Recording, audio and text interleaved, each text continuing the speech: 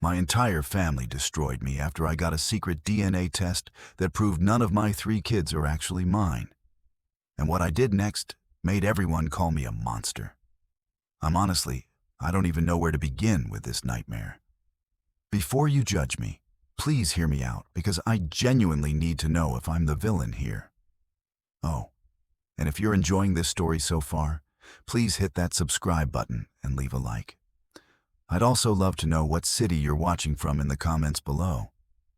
It helps me know I'm not alone in this mess. So here's the context. I've been married to my wife Sarah, 41F, for 18 years. We have 3 kids together, or at least I thought we did. There's Emma, who's 17, Jake, who's 14, and little Sophie, who's 11. I've been the textbook definition of a good dad. I coached Jake's baseball team for 6 years. I never missed Emma's dance recitals. I'm the one who stays up until midnight helping with science projects. Every single birthday party, every parent-teacher conference, every scraped knee, I was there. I worked 60-hour weeks as a senior project manager to give them everything. We live in a nice 4-bedroom house in the suburbs. The kids go to private school. We take 2 vacations a year. I gave them the life I never had growing up. But here's where it gets complicated. About 8 months ago, my brother Mike, 45M, did one of those ancestry DNA tests for fun. You know, the ones where you spit in a tube and find out you're 3% Scandinavian or whatever. He was super excited about it and kept bugging me to do one too so we could compare our results, maybe find distant relatives. I wasn't really interested, honestly. I knew my family history. Boring white guy from the Midwest. Nothing exciting there. Then Mike got his results back and something weird happened. He called me all confused, saying that according to the DNA matching feature, we only shared 25% DNA instead of 50%. The test was suggesting we were half siblings, not full siblings. We knew that was impossible because our parents had been married for 47 years until Dad died 3 years ago. Mom, who's 70 now, was horrified when Mike suggested there might have been an affair. She swore up and down that Dad was both our biological father and she'd never been with anyone else. So we figured it was just a glitch in the test. These things aren't 100% accurate, right? But it got me thinking about something I'd been pushing down for years. Something I'd noticed but convinced myself I was being paranoid about. See, here's the thing. None of my kids look like me. Like, at all. Emma has these bright green eyes and auburn hair. Jake is blonde with blue eyes. Sophie has dark brown hair and brown eyes. Meanwhile, I have brown hair, hazel eyes, and both my parents had brown hair and brown eyes. Sarah has light brown hair and hazel eyes. I took basic biology in high school. I know how genetics work, and yeah, recessive genes exist. But 3 kids, and not one of them has anything that looks like me. Emma is 5'9" already and still growing. I'm 5'10", and Sarah is 5'4". Where did that height come from? But I always told myself I was being stupid. Genetics are weird. Families don't always look alike. My uncle looked nothing like his siblings. It happens. Plus, Sarah had been nothing but a loving, devoted wife. She was a stay-at-home mom, attended every school event with me. We had date nights every Friday. We still had sex regularly. She'd never given me a single reason to doubt her. Except there was one thing. One tiny thing that had always bothered me, but I'd never really investigated. During her first pregnancy with Emma, Sarah was really secretive about her prenatal appointments. She always went alone, which I thought was weird, but she said she didn't want me to waste my work hours sitting in waiting rooms. With Jake and Sophie, I went to every single ultrasound, every checkup. But with Emma, not once. She said it was because I was traveling a lot for work back then, which was true, but still. And there was this guy, Derek. He was Sarah's friend from college who I'd met maybe twice at parties early in our relationship. Nice enough guy, I guess. They dated briefly freshman year, stayed friends after. After we got married, she said they'd lost touch. But I found out years later from Sarah's college roommate at a reunion that Derek had actually shown up at our wedding. Sarah never told me he was there. When I asked her about it, she got all defensive and said she didn't remember inviting him, and he probably just crashed with mutual friends. It was such a weird reaction that I dropped it because I didn't want to seem like a jealous psycho. Fast forward to 3 months ago. I'm lying in bed at 2 a.m., can't sleep, and this stuff with Mike's DNA test is eating at me. I grabbed my phone and ordered 3 paternity test kits from Amazon. They arrived in discreet packaging 2 days later. I know. This is where I might be the asshole already. But I genuinely couldn't shake this feeling. I collected the samples over a week. A strand of hair from Emma's brush. Jake's toothbrush had good DNA on it. Sophie I got from a juice box straw. I felt like a criminal the entire time, sneaking around my own house. I mailed them off on a Monday morning after everyone left for school and work. The wait was torture. Every time I looked at my kids, I felt guilty. What was I doing? These were my children. I'd raised them. I'd been there for everything. The test would come back, prove I was their dad, and I could finally relax and stop being paranoid. The results came back on a Thursday. I made sure to check the mail before Sarah got home from her book club. There was the envelope, plain and official looking. I sat in my car in the driveway for 20 minutes before I could open it. Emma, 0% probability of paternity. Jake, 0% probability of paternity. Sophie, 0% probability of paternity. I literally threw up in my mouth. Like, actually gagged. I read it 5 times. Then I went on the lab's website and checked the results there. Same thing. 0%. For all 3. The room was spinning. 18 years. 18 goddamn years I'd been raising someone else's children. I didn't go inside right away. I couldn't face them. I sat in my car until Sarah came out looking for me, worried. She was like, "Honey, are you okay? You've been out here for an hour." I looked at her face. This woman I'd loved and trusted for 2 decades, and I didn't recognize her. Who was she? What had she done? But I didn't say anything that night. I tucked the results in my gym bag and went inside like everything was normal. I helped Sophie with her homework. I asked Jake about his math test. I told Emma her new dress looked nice. All while my entire world was crumbling inside. For 2 weeks, I said nothing. I needed to think. I needed to figure out what to do. Do I confront her? Do I get a lawyer first? Do I tell the kids?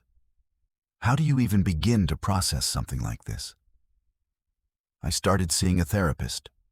Told him I was dealing with a hypothetical situation involving infidelity. He saw right through me, but helped me work through the shock. I started noticing more things. Sarah's phone was always face down. She changed her passcode about a year ago, said it was because Sophie kept trying to unlock it. She's been going to the gym a lot more lately, came home with new lingerie last month that she never wore for me. She's been distant during sex. Little things I'd explained away before suddenly felt like evidence. I hired a private investigator. Cost me $3,000, but I needed to know if she was currently cheating or if this was all in the past. He followed her for 3 weeks. She wasn't cheating now. Her days were genuinely just errands, book club, the gym, coffee with her sister. So this wasn't ongoing. This was historical, which somehow made it worse because it meant she'd lied to me for our entire marriage. I needed more information. I created a fake Facebook profile and searched for Derek. Found him in about 10 minutes. He lives 2 states over now, married with 2 kids of his own. I looked at his public photos. My stomach dropped. Derek has green eyes and reddish hair. His son is blonde with blue eyes. His daughter has dark brown hair. I zoomed in on every photo. The way Derek smiled. Jake smiles exactly like that. The shape of Derek's nose, Emma has that same nose. I felt insane, like a conspiracy theorist connecting dots that weren't there. But they were there. I could see it now. How had I never seen it before? I did something crazy. I joined one of those DNA relative finding forums and posted Emma's DNA raw data file, which the testing company provides. Within 2 weeks, someone reached out saying they matched as a close relative, a second cousin. I messaged them asking about their family tree. They mentioned their uncle Derek, who lived in Colorado and had gone to State University. It was him. It was fucking him. That night, I finally confronted Sarah. It was a Saturday. Kids were all at their various activities. I asked her to sit down. I said, "I need you to be completely honest with me about something." She got this scared look in her eyes. She knew. I could see it on her face. She knew what I was about to say. "Did you cheat on me?" I asked directly. She immediately started crying. "What? No. Why would you ask that?" But her voice was shaking. I pulled out the paternity test results and put them on the coffee table. Because none of our children are biologically mine. The color drained from her face. For a solid minute, she just stared at the papers. Then she started hyperventilating. "Where did you get these? Did you test the kids without telling me? That's illegal. You can't do that." "Answer the question, Sarah. Are they mine?" More crying. She was sobbing so hard she couldn't speak, which was an answer in itself. Finally, she whispered, "I don't know." "You don't know? How do you not know who the father of your children is?" That's when she told me. And honestly, I wish she'd just kept lying because the truth was so much worse. Turns out Derek never really left the picture. They'd been having an on and off affair for the first 5 years of our marriage. It started 3 months after our wedding. 3 months. Sarah said she felt trapped, that we'd gotten married too young, that she still had feelings for Derek. They'd meet up every few months when I traveled for work. Hotels, his apartment when he lived in the city, even our house once when I was gone for a week-long conference. She got pregnant with Emma during one of their on periods. She genuinely didn't know if Emma was mine or Derek's. She'd been sleeping with both of us around the same time. She chose not to find out because she wanted it to be mine, wanted to make our marriage work. Derek apparently agreed to step back if she stayed with me and raise the baby as mine. But then Emma was born with those green eyes, and Sarah suspected. Derek suspected too. He wanted to be involved, but Sarah cut him off completely. Said she had to commit to her family. She swore the affair was over. Except 2 years later, they slept together again. Just once, she claimed.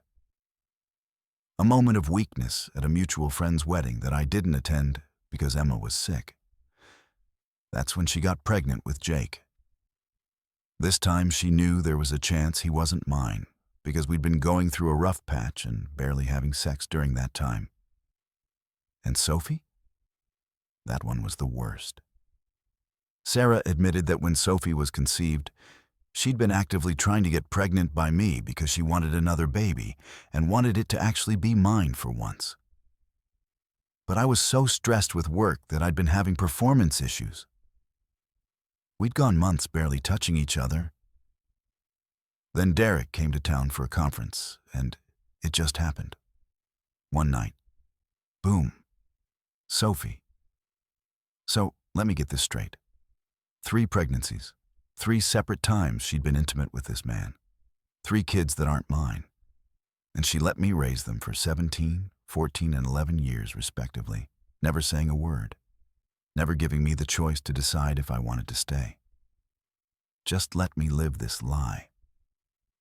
I asked her. Does Derek know? She nodded. He suspected with Emma.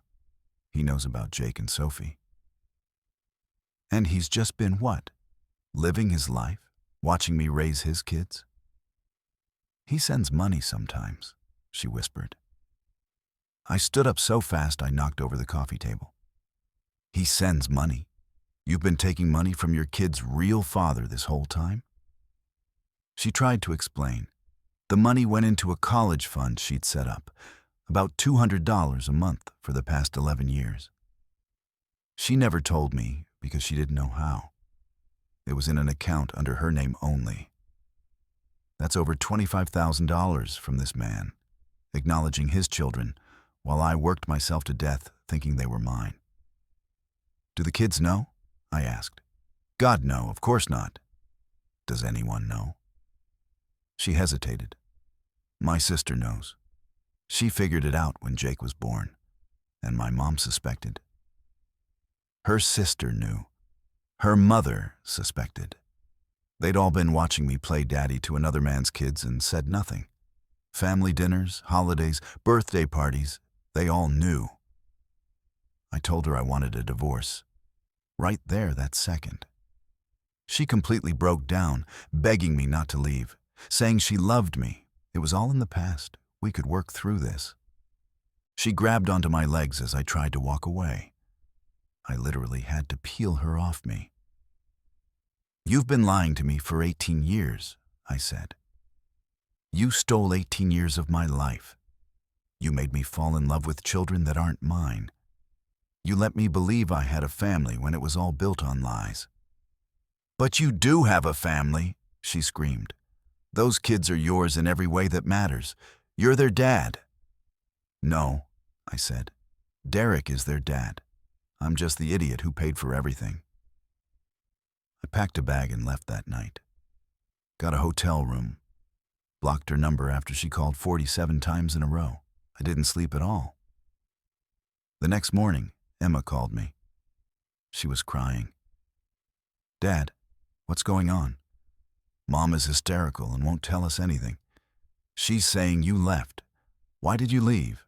What happened? I didn't tell her the truth. I couldn't. I just said Mom and I had a disagreement and needed some space. That I loved her and would talk to her soon. She kept asking if we were getting divorced, and I couldn't even answer. Jake texted me saying, "This is bullshit. You can't just abandon us." Sophie called crying saying, "Did I do something wrong? Is this my fault?" Hearing their voices killed me. These kids, I'd known them their entire lives. I'd been there when each of them was born. I cut their umbilical cords. I walked Emma through her first heartbreak. I taught Jake to ride a bike. Sophie still crawls into bed with me when she has nightmares. They're my kids, except they're not. They never were. I called my lawyer on Monday morning. Started divorce proceedings. My lawyer asked if I wanted to challenge paternity legally to avoid child support. I said yes. He warned me it might not work since I'd been acting as their father for so long. Something called presumed father status. But we'd try. That's when everything exploded. Sarah told the kids. Not the whole truth, but enough. She told them I'd found out they weren't biologically mine and that I was leaving because of it. She made it sound like I was abandoning them because of their DNA. Emma called me sobbing so hard she could barely breathe. You're leaving us because we're not really yours? After everything? Dad, I don't care whose blood I have. You're my father. You're the only dad I've ever known. Jake's message was just, "So I guess I never mattered to you. Good to know it was all conditional. Hope you enjoy your new life without the bastard kids." Sophie's message broke me into pieces. I love you, Daddy. I'm sorry I'm not really yours. Please don't leave me. I'll be better, I promise. She's 11. 11. And she's apologizing for not being biologically related to me. my baby girl, thinking she did something wrong. My phone was blowing up. Sarah's sister called me a heartless monster. Sarah's mom said I was abandoning children who loved me. My own mother called saying, "I don't care whose DNA they have. Those are your kids, and you need to go home right now." My brother Mike was the only one who said, "I understand why you need space, but those kids didn't do anything wrong." Which, intellectually, I knew. But emotionally, I was so angry I couldn't see straight. The worst part? I still love them. I love Emma and Jake and Sophie so much it physically hurts. But every time I think about them, I think about Sarah and Derek. I think about the lie. I think about 18 years of my life being a fraud. How am I supposed to separate those things? Sarah sent me a long email. She said Derek wants to reach out to me, to talk, to maybe explain. She said he feels terrible about everything.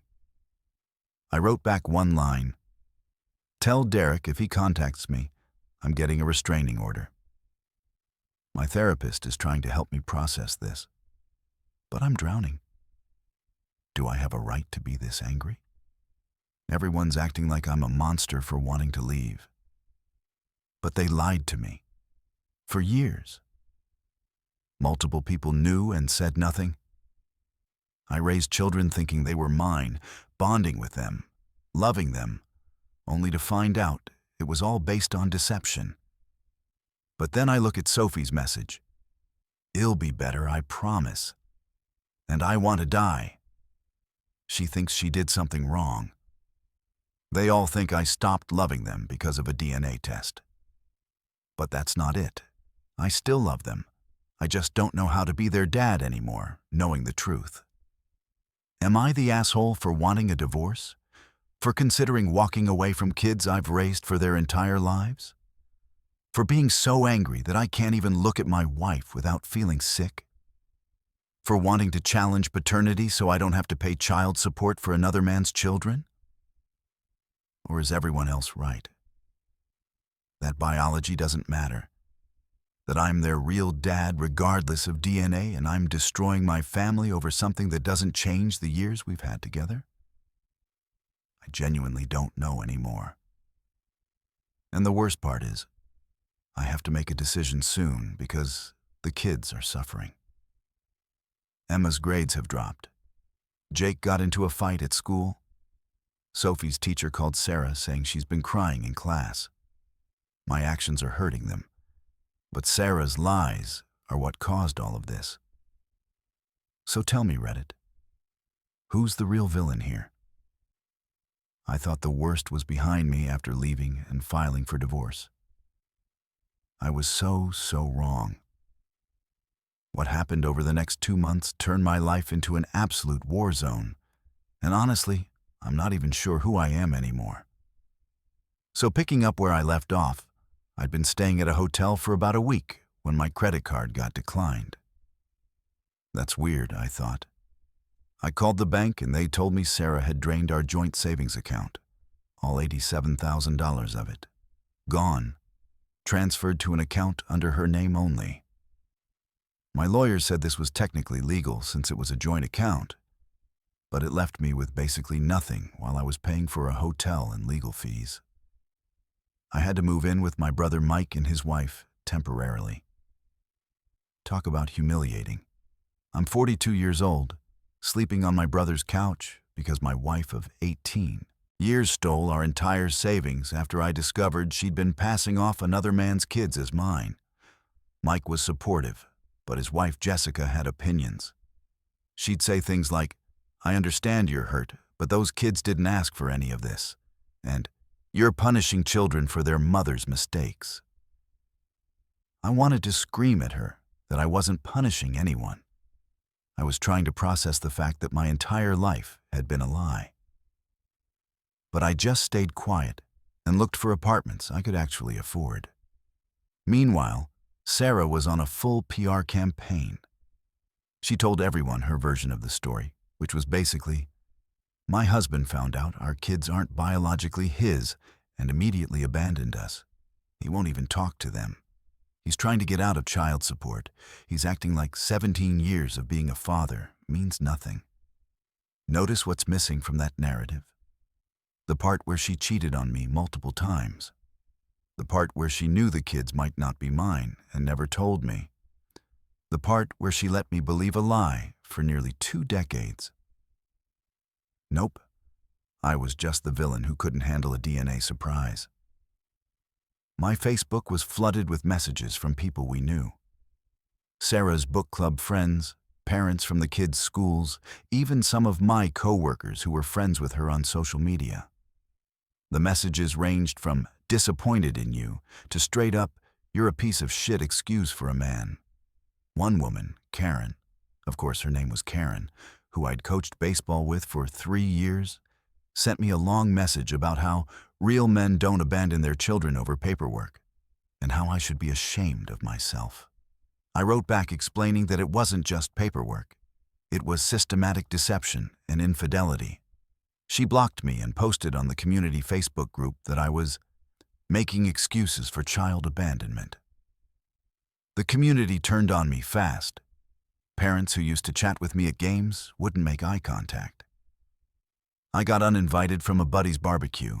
His wife said Sarah was coming, and it would be too awkward. I'd lived in this neighborhood for 12 years. Suddenly, I was a pariah. But here's where things got really messy. Emma, my oldest, started posting on social media. TikToks about when your dad leaves because you're not really his daughter. Instagram stories with sad quotes about abandonment. She had like 3,000 followers, and they all started commenting things like, your dad is trash, and you deserve better. One of her videos went semi-viral, like 50,000 views. It was her crying, talking about how I'd been her hero her whole life, and now wouldn't return her calls. The comments were brutal toward me.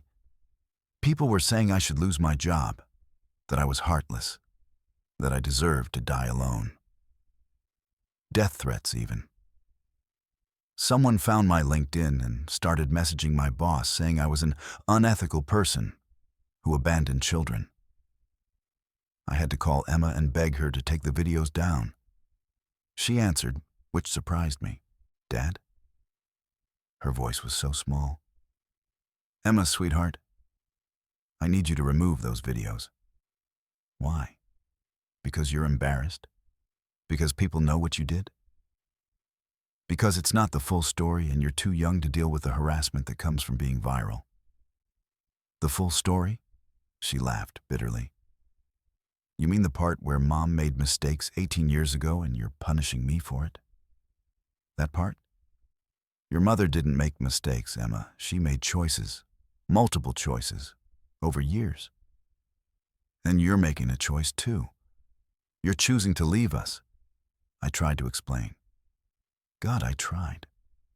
Emma, I love you. I do. But I need time to process. Time? It's been 3 weeks. Sophie cries herself to sleep every night asking when you're coming home. Jake punched a hole in his wall. I had a panic attack at school. But sure, take your time. She hung up on me. Didn't take down the videos. My lawyer called 2 days later. Sarah was asking for emergency temporary support, $8,500 a month, for a woman who just stole $87,000 from our joint account. The audacity was mind-blowing. But my lawyer said she'd probably get it because I'd been the primary breadwinner, and there were 3 minor children involved, biology or not. Then I got a call from an unknown number. Against my better judgment, I answered. Is this David? A man's voice. Who is this? It's Derek. I almost threw my phone. I told Sarah if you contacted me. Please, just give me 5 minutes. I need to explain. I should have hung up. I really should have. But I was so angry, and he was right there. The man who destroyed my life. You have 2 minutes. Look, I know you hate me. I hate myself. What happened with Sarah, it was wrong. All of it was wrong. You think? My voice was shaking. I was young and stupid and still in love with her. When she married you, I should have walked away completely. I didn't. That's on me. Did you know? I asked. When Emma was born, when she had your eyes, did you know she was yours? Silence. Then, I suspected, yes. And you just let me raise her, let me bond with her, fall in love with her, while knowing she might be your biological daughter. Sarah wanted it that way. She wanted to make it work with you. I stepped back because that's what she asked. But you came back, twice more. Jake and Sophie, those were mistakes, huge mistakes. I was married by the time Sophie was conceived. I have my own kids now. I've spent years trying to make up for what I did. Make up for it? Make up for it? You can't make up for stealing someone's life, Derek. I know, you're right. But those kids, David, they love you. You're their father in every way that counts. I'm just the DNA. Don't you dare, I said.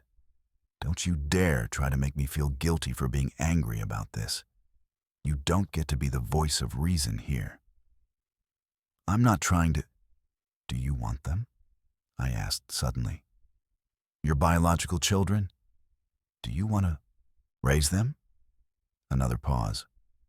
It's not that simple. It's completely that simple.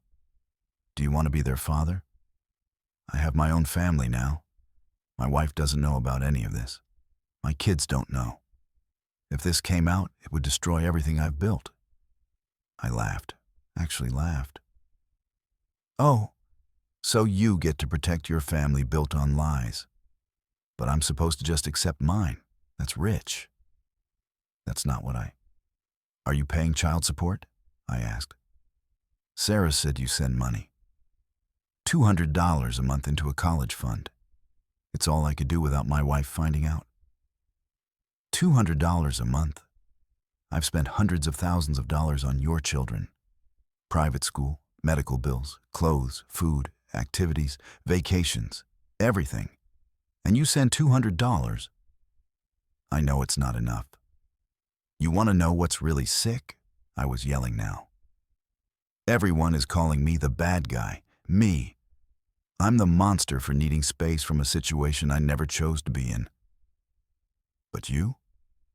You get to keep your nice little life with your wife and legitimate kids while I'm sleeping on my brother's couch and getting death threats online. I'm sorry, he said quietly. I'm so sorry. Your sorry means nothing to me. Stay away from me. Stay away from the kids. And if your conscience is bothering you so much, maybe you should blow up your life and tell your wife the truth. I hung up. My hands were shaking so badly I dropped the phone. Mike found me on the bathroom floor having what I think was a panic attack. A week after that call, something shifted. My mom called and asked to meet for coffee. I hadn't talked to her much since this all started. She'd been team, those are your grandkids regardless of DNA, which, fair, but not helpful. We met at a diner. She looked tired. Your father would be very disappointed in you, she started. Mom, please don't. Let me finish. He'd be disappointed that you're handling this alone, that you haven't leaned on family, that you're making decisions based on hurt instead of love. Sarah lied to me for 18 years. Yes, she did. And that's unforgivable. I'm angry at her too. This surprised me. But David, I watched you with those kids at Christmas last year. Sophie was showing you her drawings. Jake was asking your advice about some girl he liked. Emma was telling you about college applications. You weren't faking that love. It's different now. Why? Because you know they have different DNA? That's not what makes someone a parent. Everyone keeps saying that. But you don't understand what it's like to find out everything was a lie. She grabbed my hand. Your father, he wasn't your biological father. The world stopped spinning. What? I had an affair early in our marriage. Got pregnant? He found out when you were 2 years old. He almost left. But he stayed. Because he loved you. You were his son. Biology be damned. I couldn't speak. Couldn't breathe. Dad knew? He knew. And he never treated you any differently. You were his boy. He coached your little league team. He taught you to drive. He helped you move into your first apartment, all while knowing you weren't biologically his. Did Mike know? No. Just your father and me. And now you. Who's my biological father? He died 10 years ago. Doesn't matter who he was. What matters is that your father, the man who raised you, chose you every single day. Even when he was angry with me, even when it hurt, he chose you. I started crying right there in the diner booth. 42 years old, sobbing into my coffee. I don't know what to do, Mom.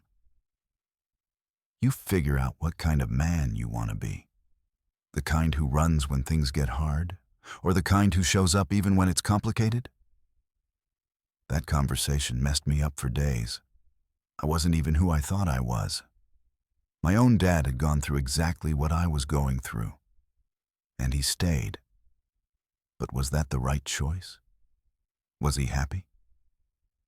I couldn't ask him. He'd been dead for 3 years.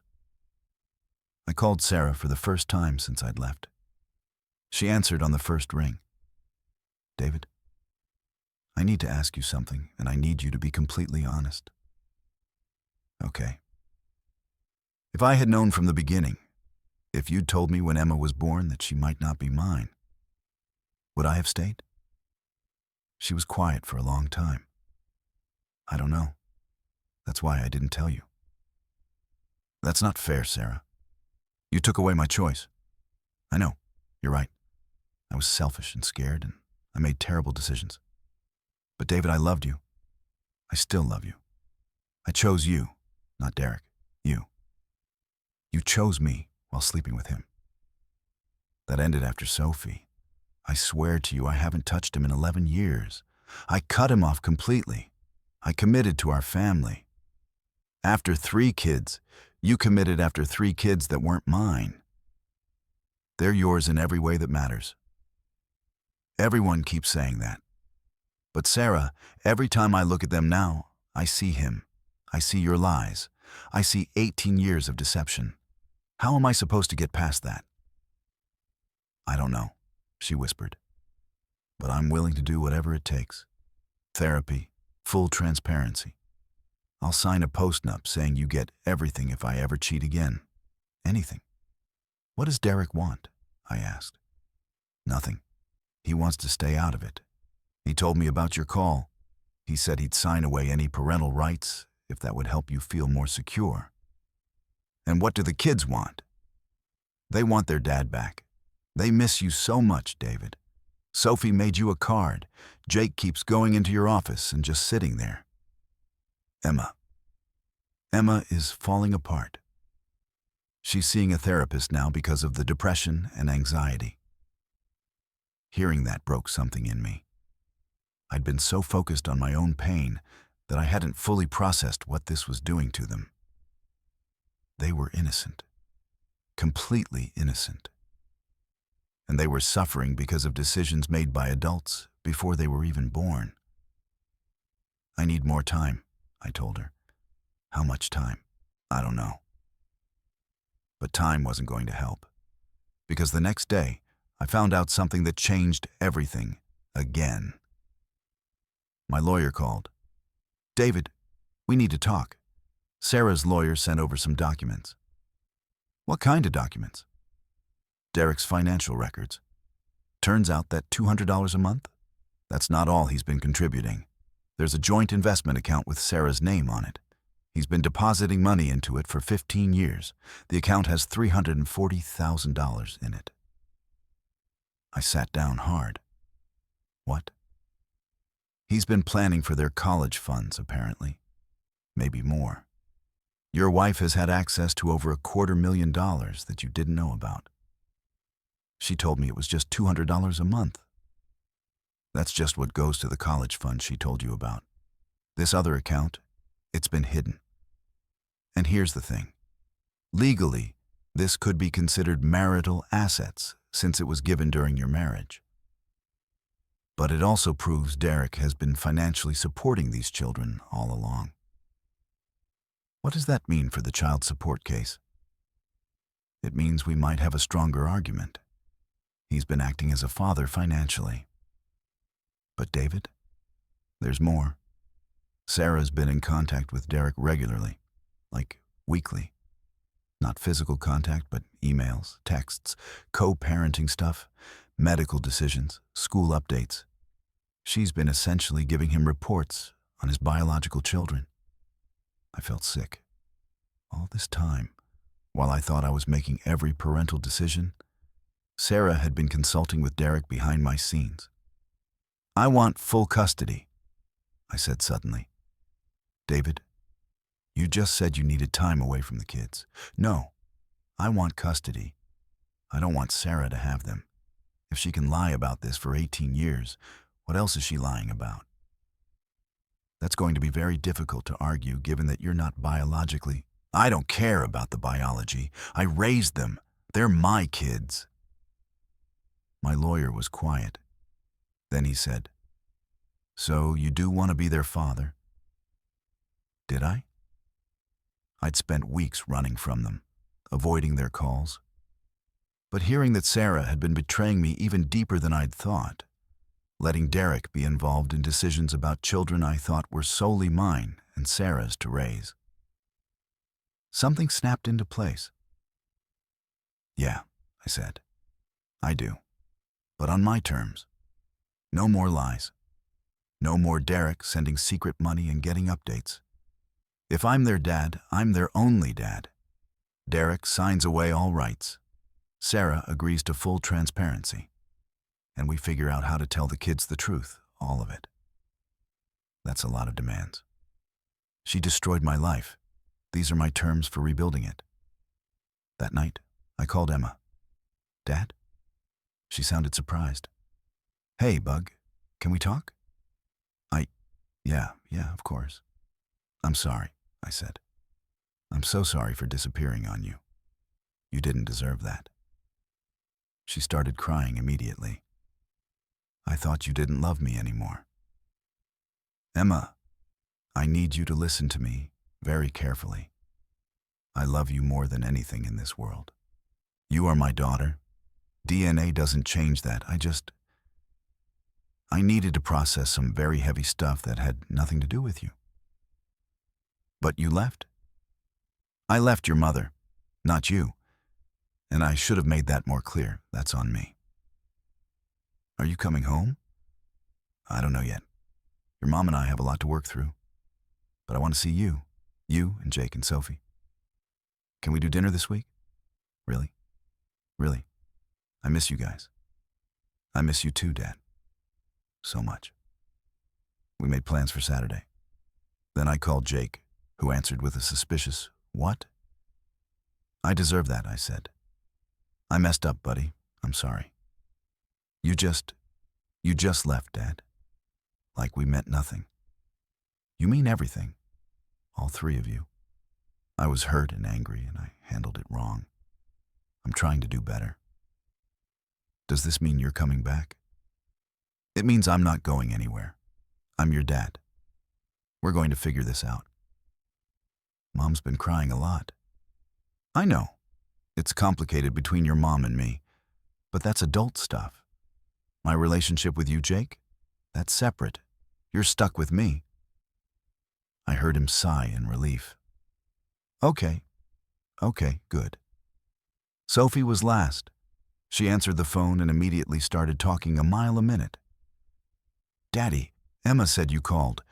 Are you coming to my dance recital next week? I have a solo. And guess what? I lost another tooth. And we got a new cat. His name is Whiskers and... Sophie, baby, slow down. I missed you so much. When are you coming home? Soon, sweetheart. I promise. I'm sorry I was gone. It's okay. Are you and Mommy still fighting? Yeah, we are. But that doesn't change how much I love you. You know that, right? I know. Can we get ice cream when you come back? We can get all the ice cream you want. After those calls, I felt lighter. Not fixed. Not okay. But lighter. These were my kids. My family. Sarah had stolen my choice 18 years ago. But I had a choice now. I could choose to stay. To fight for them. To be their father despite everything. But Sarah and I? That was a different story. I asked my lawyer to draw up separation terms. I'd maintain a relationship with the kids, share custody. But Sarah and I were done. The trust was gone. Even if I could forgive the initial cheating, the fact that she'd been in secret contact with Derek, hiding money, essentially co-parenting with him behind my back? No. That was unforgivable. When I told Sarah my decision, divorce but shared custody of the kids, she tried to argue. Said we could fix things, go to counseling, rebuild trust. You've been talking to Derek for 15 years behind my back, I told her. While I thought we were making parenting decisions together, you were consulting with him. How do I trust you again? I had to. He's their biological father. And I'm the father who's been there. You should have been consulting me and me alone. You chose this, Sarah. You chose to make him a secret partner in raising these kids. You don't get to have both of us. So you're taking the kids from me? No. We'll share custody. But you're going to tell them the truth, all of it. They're old enough to understand. And Derek signs away his rights legally. He doesn't get to be a ghost parent anymore. Either he's in or he's out. And if he's in, then I'm out. That's not fair to them. What's not fair is lying to them for their entire lives. They deserve to know the truth. And then they can decide how they feel about all of us. Sarah looked broken. Good. She should feel broken. She'd broken all of us with her lies. The custody hearing was set for 6 weeks out. In the meantime, I started seeing the kids regularly. Dinners twice a week. Weekends at my new apartment. It was awkward at first. They wanted to know why I was divorcing their mom. I told them their mother and I had trust issues that couldn't be fixed, but that I loved them and would always be their father. Emma asked me point blank one night, "Is it because we're not biologically yours?" All three of them were staring at me. Sophie looked terrified. "No," I said firmly. "It's because your mother lied to me for 18 years about a lot of things. That has nothing to do with you three. You're my kids, period." "But we're not really," Jake said quietly. "Jake, look at me. I changed your diapers. I taught you to throw a fastball. I'm going to teach you to drive next year. I'm going to walk Emma down the aisle someday. I'm going to embarrass Sophie at her first school dance. That's what makes me your dad, not DNA." Sophie climbed into my lap. "Promise you won't leave again?" "I promise. I'm not going anywhere." And I meant it. Despite everything, despite the pain and the betrayal and the anger, these kids were mine. Sarah had taken away my choice 18 years ago. But I had a choice now, and I chose them. But the question remained, was I wrong to divorce Sarah? To refuse to forgive her? To demand Derek sign away his rights? To want full transparency going forward? My family was split. My mom said I was doing the right thing. Mike said I should try counseling with Sarah. Jessica said I was being too harsh. Sarah's family obviously thought I was destroying their daughter's life over ancient history. The kids' therapist said Emma was finally starting to improve now that I was back in their lives consistently. Jake's grades were going back up. Sophie stopped having nightmares. So that part was working. But was I the asshole for refusing to reconcile with Sarah? For making Derek's involvement an ultimatum? For insisting the kids be told the truth? I still didn't know. All I knew was that the battle was far from over. The custody hearing was coming up. Sarah's lawyer was vicious, and I had a feeling things were about to get even messier before they got better. The war had just begun. The custody hearing was scheduled for a Tuesday morning in late September. I thought I was prepared. I'd been meeting with my lawyer twice a week, going over everything. We had a strategy. But nothing could have prepared me for what actually happened in that courtroom. Sarah showed up with her lawyer, a shark named Patricia Hendricks, who apparently specialized in father's rights violations. That should have been my first warning sign. Sarah looked exhausted, thinner than I'd seen her in years. Part of me felt bad. The other part remembered the $87,000 she'd stolen and the 18 years of lies. The hearing started normally enough. Both lawyers presented their cases.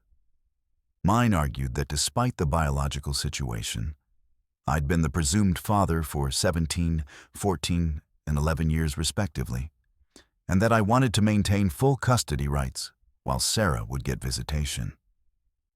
We emphasized my stable income, my involvement in the kids' lives, and my new apartment that had room for all three of them.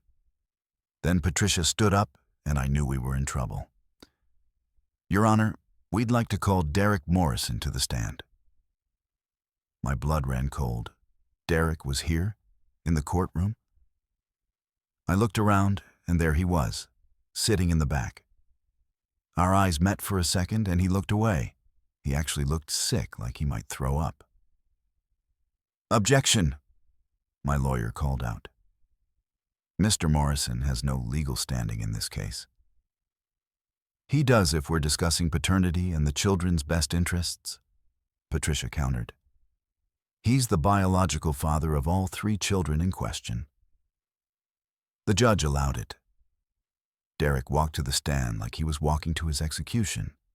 He was sworn in and sat down, not looking at me or Sarah. Patricia started softly. Mr. Morrison, can you tell us your relationship to the three children involved in this custody dispute? I'm their biological father, he said quietly. And how long have you known this? I suspected with Emma from birth. I knew about Jake and Sophie. Have you been involved in their lives? Here's where it got ugly. Derek admitted everything. The affair, the money he'd been sending. Not just the $200, but the larger investment account. The regular updates from Sarah about the kids' lives, their medical issues, their school performance. He had copies of report cards Sarah had sent him, photos she'd emailed him over the years, birthday updates. Mr. Morrison, Patricia said, in your opinion, who has been the primary emotional parent to these children? David has, Derek said without hesitation. He's been there for everything. I've just been a ghost, someone watching from the outside. And yet you've maintained consistent contact with her mother and provided financial support for 15 years. Yes. Why? Because they're my children. I made mistakes, huge ones. But I couldn't just pretend they didn't exist. Sarah and I agreed I'd stay in the background, provide financial support, and let David be their father in every way that mattered. Without Mr. David Chen's knowledge or consent. Yes? Patricia turned to the judge. Your Honor, what we have here is a systematic deception that involved not just the mother, but the biological father. My client, Ms. Sarah Chen, was put in an impossible situation. She was young, confused, and trying to do right by her children and her husband. Mr. Derek Morrison has been actively co-parenting these children in secret, while Mr. David Chen believed he was making solo parenting decisions with his wife. Then she dropped the bomb. We're requesting that Mr. Morrison be granted partial custody rights as the biological father, and that Mr. David Chen's custody be limited to visitation only, given that he has already demonstrated a pattern of abandonment when he discovered the truth about paternity. I almost stood up and screamed. My lawyer was furiously whispering to me to stay calm. The judge looked intrigued, which was bad for us. They called Sarah to the stand next. She cried through most of her testimony. She admitted to the affairs, to the lies, to the secret communications with Derek. But she painted it as trying to do right by everyone, trying to give her kids a stable father while not completely cutting out their biological father. She made it sound almost noble. "Mrs. Chen," Patricia asked, "when your husband left after discovering the paternity results, how did the children react?" They were devastated. Emma had a breakdown. Jake became violent. Sophie stopped eating for 3 days. They thought their father had abandoned them because they weren't really his. "And has Mr. Chen's behavior been consistent since returning to their lives?" Sarah hesitated. This is where I thought she'd defend me. We'd been getting along better lately. The kids were happier. I thought we were at least on the same page about what was best for them. "He's been inconsistent. Sometimes engaged, sometimes distant. The children never know which dad they're getting. Emma told me last week she's afraid he'll leave again if things get hard." That was a lie. A complete lie. I'd been there for every scheduled visit, every call, every text. I showed my lawyer the records on my phone, texts with the kids every single day. Then they called Emma to testify. My 17-year-old daughter had to take the stand in a custody battle over herself and her siblings. The judge asked if she was okay with testifying, and she said yes. Patricia asked her gently, "Emma, can you tell us how you felt when your father left after discovering the paternity test results?" Emma started crying immediately. I felt like my whole world ended. Dad was my hero. My whole life, he was the one I went to for everything. And then suddenly he was just gone. He wouldn't answer my calls. He moved out. I thought I'd done something wrong. And when he came back into your life, how did that feel? Good, but scary. I'm always worried he's going to leave again. Like, if I mess up or if something reminds him that I'm not really his, he'll just disappear. My lawyer cross-examined.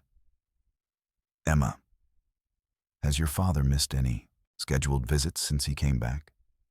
"No." "Has he told you he loves you?" "Yes." "Has he participated in your life? Your college applications, your daily activities?" "Yes, but what?" "But it feels different now. Like he's trying really hard instead of it being natural. Like he's forcing himself to love me." That one hurt. Bad. Because maybe she was right. Maybe I was forcing it at first. But it had become real again. Hadn't it? Jake testified too.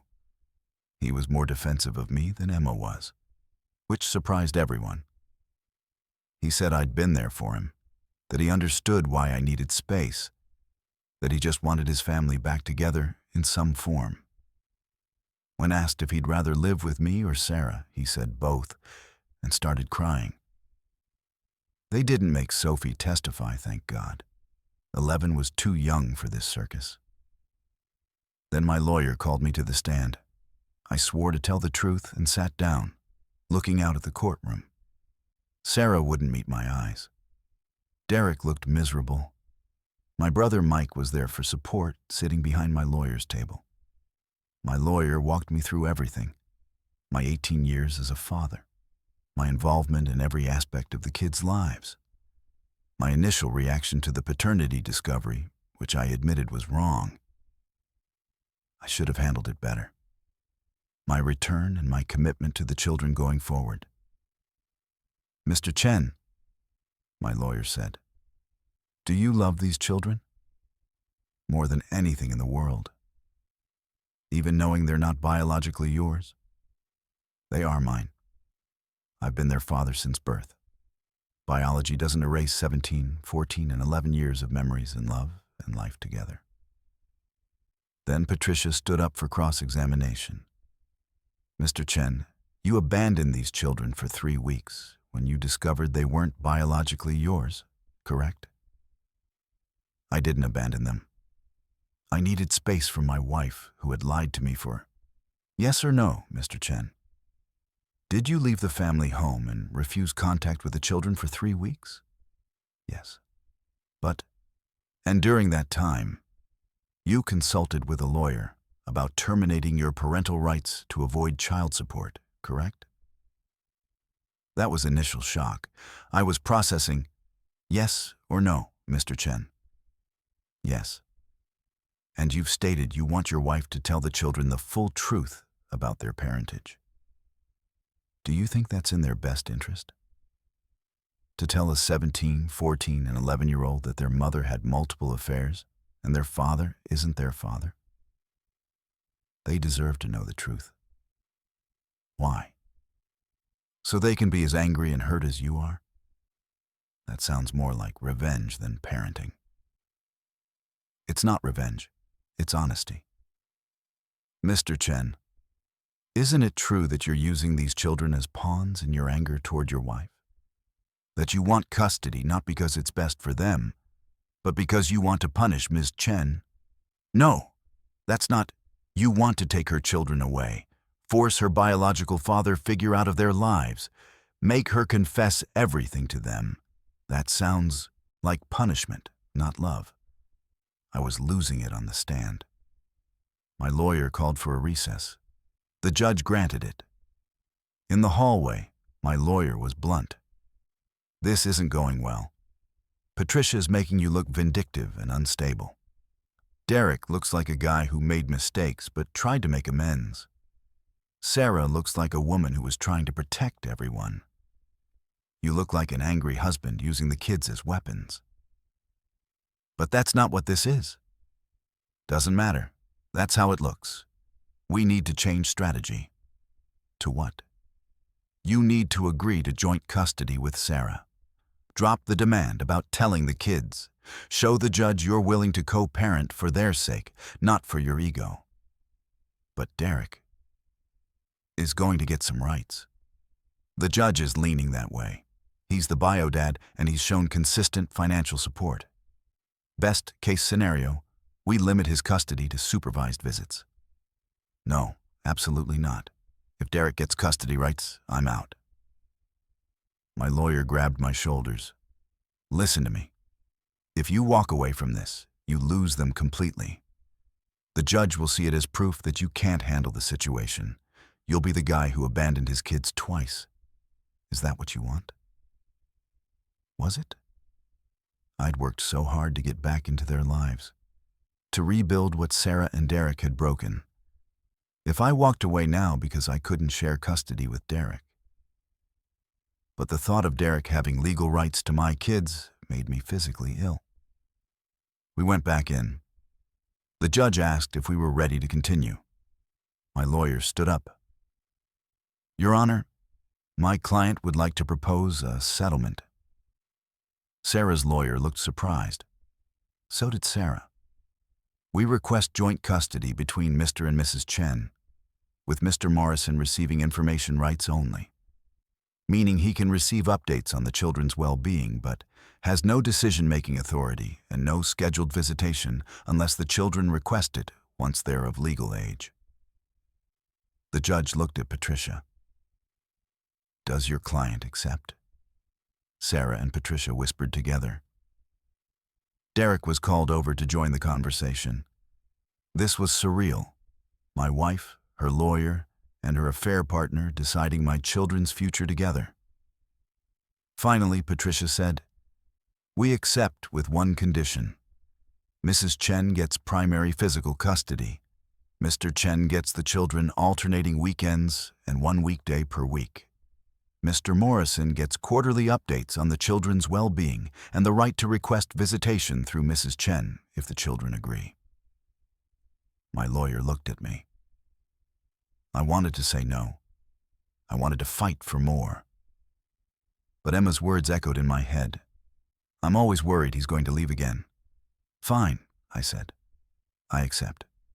The judge made it official. Custody agreement signed. My marriage was over. My family was broken. And I was now a part-time father to children I'd raised full-time for nearly 2 decades. Walking out of that courtroom was one of the hardest things I've ever done. Mike hugged me and said I'd done the right thing. I didn't feel like it. Derek approached me in the parking lot. Can we talk? No. Please, just 1 minute. I turned on him. You got what you wanted. Updates on your kids. The possibility of a relationship with them someday. The judge believed your reformed guilty father act. We're done here. I didn't want any of this, he said. I wanted to stay away. Sarah's lawyer dragged me here. She said if I testified, it would help Sarah keep the kids. And you believed her? I didn't know what else to do. David, I've hated myself for 18 years. Every day, I destroyed your life. I know that. You don't know anything. You gotta be a ghost. Send money and get pictures and feel like a dad without doing any of the actual work. I was there for the vomit and the tantrums and the teenage attitude. I earned the right to be their father. You just happen to share DNA. You're right. And now you have legal rights to them. So, congratulations, Derek. You finally get to be a real father. Hope it's everything you dreamed of. I walked away before I did something I'd regret, like punch him in the face in front of the courthouse. The next few weeks were hell. We had to tell the kids about the custody arrangement. Emma took it hard. She wanted to live with me full-time. Jake seemed okay with it. Sophie was just confused about why families had to have schedules now. Sarah and I had to learn to co-parent while barely being able to look at each other. Every pickup and drop-off was tense. She tried to talk to me a few times about us, and I made it clear there was no us anymore. We were just 2 people sharing custody of children we both loved. Then, about a month after the custody hearing, Emma asked me a question that changed everything. We were having our weekly dinner, just her and me. She'd been quiet all night. Dad, can I ask you something? Anything, Bug?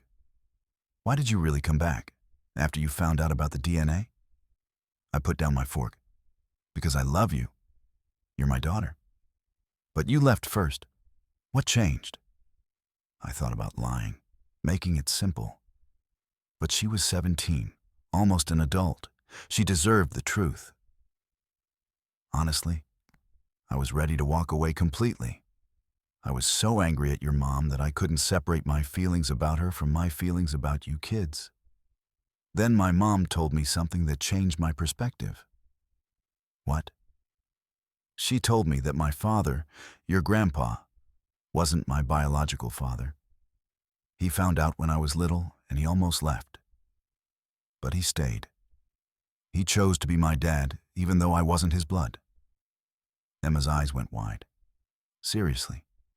Yeah. And I realized I had a choice too. I could be the kind of man who runs when things get complicated, or I could be the kind who shows up. I chose to show up. So you're staying because Grandpa did? No. I'm staying because I can't imagine my life without you 3 in it. The DNA thing, it hurt. It still hurts. But it doesn't change the fact that you're my kid, that I'm proud of you, that I want to be there when you graduate, when you go to college, when you get married someday. All of it. She was crying now. I was so scared you'd leave again. I'm not going anywhere, I promise. What about Derek? This was the conversation I'd been dreading. What about him? Mom told us. About him being our biological father. That he's been sending money and stuff.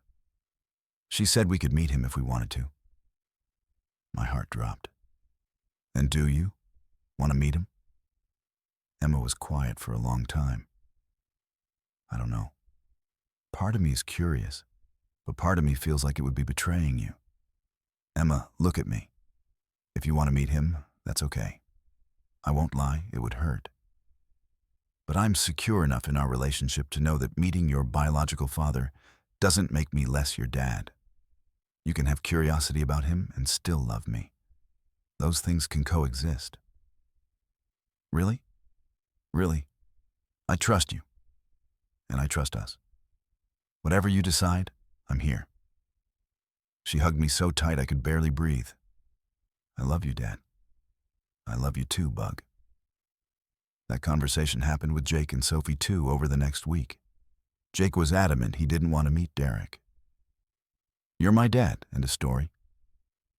Sophie was more conflicted. She's the youngest, the one who understands least about what happened. She just knew there was some other man who was also kind of her dad, and she didn't really get how that worked. I told all three of them the same thing. Whatever they decided about Derek was up to them. I wouldn't be hurt or angry. They could explore that relationship if they wanted. Or not. Their choice. Emma decided she wanted to meet him. Just once. To see. We arranged it through Sarah. Derek came to a coffee shop. I dropped Emma off, and I waited in my car in the parking lot like the world's most anxious chauffeur. The meeting lasted an hour. Emma came out looking thoughtful but not upset. How was it? I asked when she got in the car. Weird. He looks like me, like I have his eyes exactly and his smile. It was like looking at a male version of myself. How do you feel about that? Honestly, it was kind of cool from a scientific perspective. But Dad, he's a stranger. He was nice and everything. But he's not you. He doesn't know me. He doesn't know that I hate mushrooms, or that I'm afraid of thunderstorms, or that I cry at Disney movies. He's just some guy who happens to share my DNA. Do you want to see him again? Maybe eventually. But not anytime soon. I got what I needed from it. Confirmation that you're my real dad. The one who matters. I'd never loved her more than in that moment. Jake never did meet Derek. Said he didn't see the point. Sophie met him once, found him boring compared to me. Her words, not mine. And that was that. Derek sent birthday cards after that, which the kids sometimes responded to and sometimes didn't. He wasn't a threat. He was just this guy on the periphery of their lives. Sarah and I reached a functional co-parenting relationship. It took almost a year of therapy, both individual and co-parenting counseling. But we got there. We could be in the same room without fighting. We could make decisions about the kids together. We even managed to do joint birthday parties. Did I forgive her? No. I don't think I ever will. What she did was unforgivable. But I learned to live with it. To accept that people are complicated and flawed, and sometimes good people do terrible things. The divorce was finalized 8 months after the custody hearing. We split assets fairly. I got back the $87,000 plus half of Derek's hidden investment account, which felt like poetic justice. Sarah kept the house. I kept my retirement. We sold everything else and split it. I started dating again about a year after the divorce. Nothing serious yet. Turns out telling potential partners, my ex-wife had an 18-year affair and none of my kids are biologically mine, is a complicated conversation. But I'm getting there. The kids are doing well. Emma's in college now, studying biology ironically. She calls me every week. Jake's 15 and just made varsity baseball. I'm still his coach. Sophie's 12 and going through that preteen phase where I'm simultaneously the best and worst dad in the world depending on the day. We have our routine now. Alternating weekends, Wednesday dinners, family holidays split between me and Sarah. It's not the life I planned. It's not the family I thought I had. But it's real. And it's ours. So after everything, after all the pain and anger and heartbreak and fighting, here's what I learned. Biology matters less than I thought it did. Love matters more. Those kids are mine. Not because of DNA, but because I chose them and they chose me. Every single day, we choose each other. Sarah stole my choice 18 years ago. But I got to make a new choice. And I chose to be their father. Not out of obligation, not out of guilt, but because being their dad is the best thing I've ever done with my life, blood relation or not. Was I the asshole for leaving initially? Yeah, probably. I handled it badly. I should have separated my anger at Sarah from my relationship with the kids more cleanly. Was I the asshole for wanting to divorce Sarah? No. What she did was unforgivable. Nobody should have to stay in a marriage built on lies. Was I the asshole for initially trying to avoid child support? Honestly, maybe. It came from a place of deep hurt, but it was the wrong impulse. Was I the asshole for demanding Derek sign away rights? That one I'm still not sure about. He is their biological father, but he also abandoned them for 18 years. It's complicated. Am I the asshole for choosing to stay in their lives? No. That's the one thing I know for certain. Staying was the right choice. Being their dad, despite everything, despite the pain, despite the complicated mess of it all, was the right choice.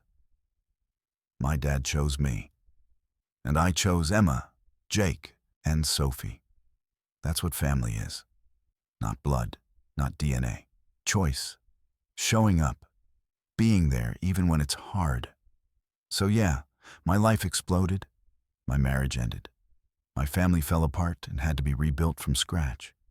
There's still pain there. Still anger. Still complicated feelings that therapy is helping me work through.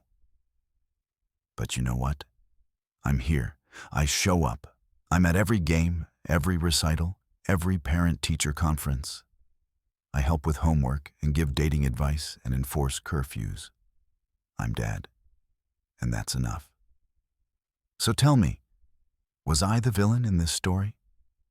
Or was I just a guy who got dealt an impossible hand and did his best to play it without destroying the people he loves? I genuinely still don't know. What I do know is that tomorrow is Sophie's dance recital and I'm not missing it. Because that's what dads do. They show up. Even when everything else falls apart, they show up. If this story resonated with you, please hit that like button and subscribe to the channel. I'd love to hear your thoughts. Drop a comment with a rating from 0 to 10 and tell me who you think was wrong in this situation. Was it Sarah for the years of lies? Derek for his part in the deception? Me for initially leaving? Or are we all just flawed humans trying to navigate an impossible situation? Thanks for listening to my mess. Hope your lives are less complicated than mine. And if they're not, therapy helps. So does time. So does choosing love over anger, even when anger feels more justified. Take care of yourselves, and hug your kids if you have them. Even if they're not yours by blood, if you love them, they're yours in all the ways that matter. Thanks for watching.